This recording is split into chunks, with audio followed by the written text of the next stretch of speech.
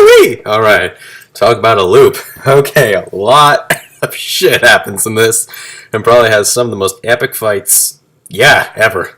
Not the most epic fight this season or this series, but still pretty damn epic. Anyways, it starts off, Ruby's been captured, and Roman Torchwick is, interrogating her. How did she get here and whatnot? Anyways, the rest of Team Ruby and the Professor make it there as well. Roman just gives the order to start the train up, that they're going to go through the subway system. But the Professor keeps saying that they're sealed, so it won't matter what they do. Anyways, they rescue Ruby, give her back her weapon, and we get a classic train assault attack scene.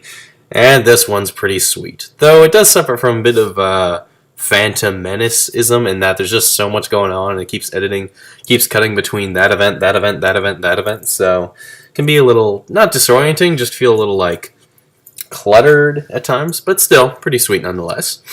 Episode nonetheless.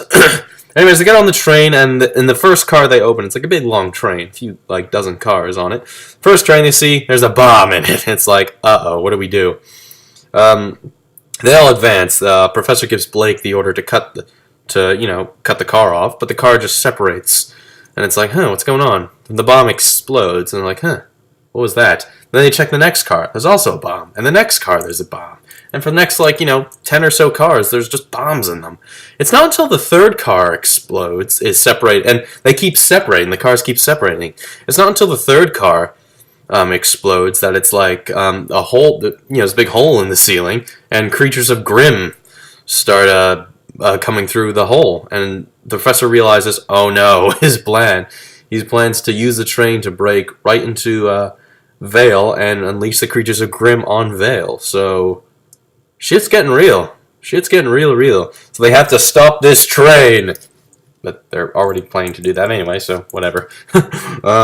Anyways, the epic fights. Ruby and the Professor decide to take on the guards and the mechas.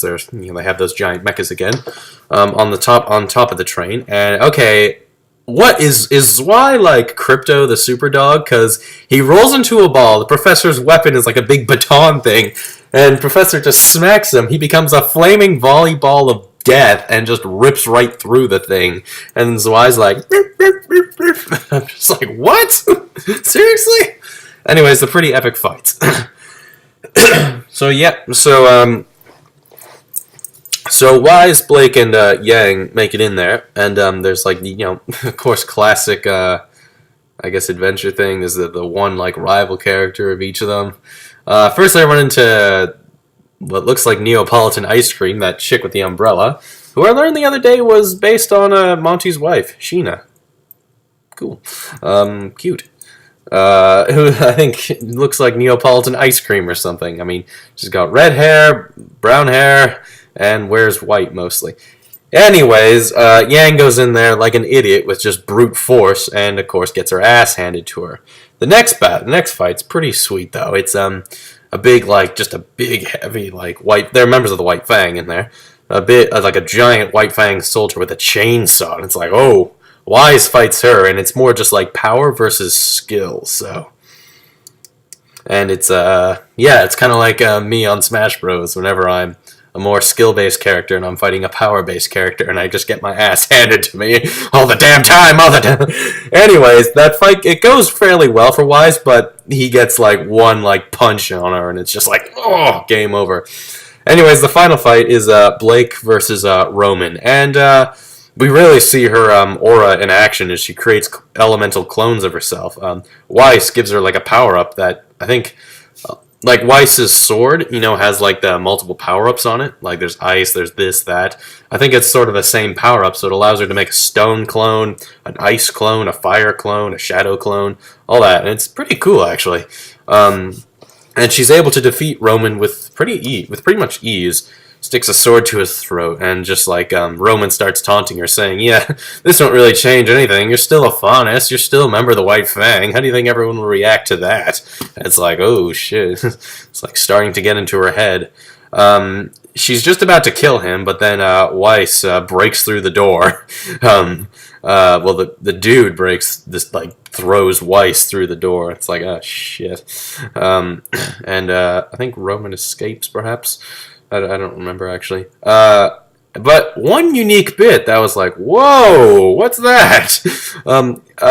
Neapolitan ice cream. Neapolitan is about to finish off Yang, and then something, like a person wearing a lot of masks and whatnot, and looks like some weird combination between like Ruby and Blake, like color-wise and like design-wise, just bursts onto the scene and saves Yang. Neapolitan escapes. She takes a good look at Yang, and then she just opens a portal and then escapes. Yang gets one, like, half look at her, and then she just disappears, left to ponder. Huh. Now, I think I have a good suspicion as to who it probably is, but I'm not going to say who it is until, it's finally revealed who it is. Maybe in a future episode. I don't know. So, yeah, the plan's they're pretty much, lost at this point. They get onto the top of the train, and they realize, uh-oh, there's the sealed exit. They don't know what to do. They can't stop the train. Weiss puts an ice barrier around them, but it's too late. The train breaks through. Boom! And it's like, what happened? And the creatures of Grimm are unleashed upon Vale. The heroes have lost. Got one more episode after this, and then this series is done. We'll see. Assumingly. They'll probably continue it, though. But yeah, shit is getting real. Really. Real. And I'm really excited to see where this is going to go. A nice lengthy episode, too. 17 minutes. The next one's also 17 minutes. But yeah, train fight scenes are always cool, if they're done well. This one's done really well. Though, yeah, like I said, it can be a little Phantom Menace-ish at times, in that, there's just so much happening. It's like, you gotta resolve this, gotta resolve that. It makes you think, are the events happening all at the same time, or is it just like one after the other? Because after Neo defeats Yang, it cuts to Blake, and it cuts to Weiss, then it cuts to Blake, and then it cuts back to Yang, where Neo's just sitting there dancing around. I do like Neo's fighting style. She uses like an umbrella, and she's like almost like a foot shorter than Yang. She's like a foot shorter than Yang, but knows that, yeah, she knows how to throw off Yang's power just with her skill, basically, and that's kind of unique, actually.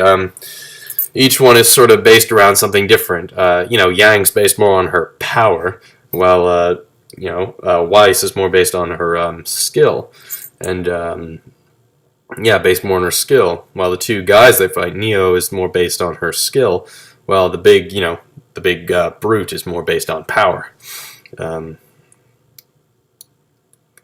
But yeah, a pretty sweet episode, and just the oh shit meter has gone through the roof at this point. So we'll see how it goes. I predict a very fuck moment will happen. But that's all I have to say, so see you later.